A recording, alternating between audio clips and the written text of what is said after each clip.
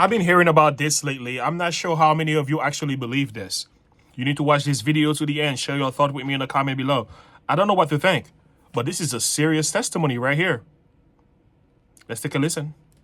I don't want any money for what I'm doing because hopefully this video won't come out until after my death.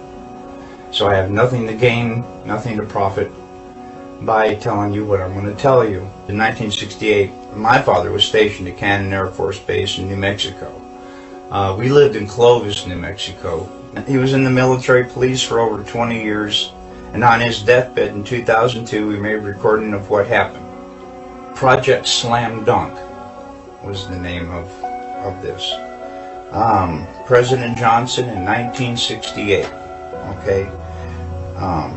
In Cannon Air Force Base in 1968, he said by the time he got there, that there was already 2 large hangars that were connected. There was hundreds of dump trucks that came in and dumped sand and stone, and cement powder was powdered over the top of all that to make it look like a lunar landscape. They had men that fashioned it into a lunar landscape, he said. Okay, I've never known my dad to lie, so this all took me by surprise. You know, what's that all about? So anyway, he said that in front of the airplane hangars was pole framing with large canvas tents that was concealing the inside of the staging area. Inside the staging area, on flatbed trucks, was uncrated the lunar lander that was reassembled back inside the hangars. All of the walls were painted flat black, and the ceilings as well. He was sworn to secrecy by the NSA, and they would put him in prison for breaking that oath. When Dad saw the moon landing on TV, he cried. He said he knew that what he had witnessed on TV was exactly what they recorded in that hangar. There was no reason for them to go flying around and everything. They had detailed high-definition photos of the landing area. There was no reason for them to go flying around to a different landing area that almost exhausted their fuel, except for drama, because everything had gone so smoothly. Nothing, you know, so it had to be something. Anyway, Dad was one of 3 guards that guarded the inside of the front entrance.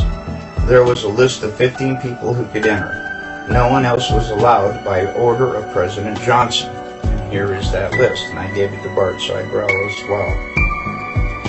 He checked out a lot of these names, and he says he can verify a lot of these people and what they do. And I come across a couple myself.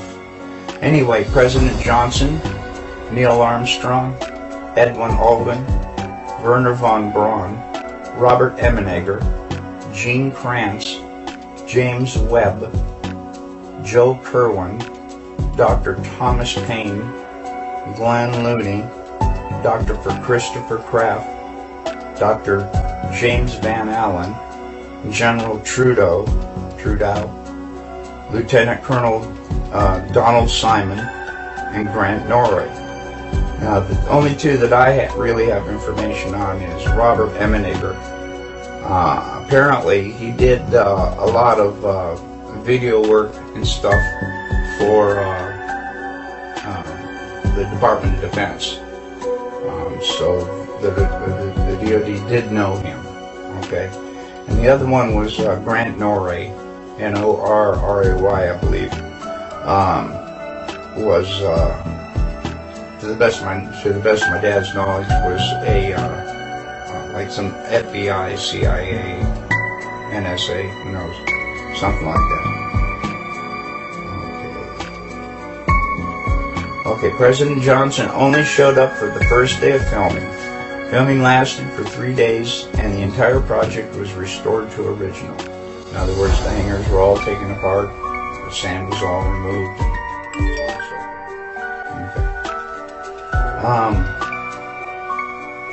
Dad said there was a lot of building going on at the base, so at the time, so sand and cement powder was never questioned.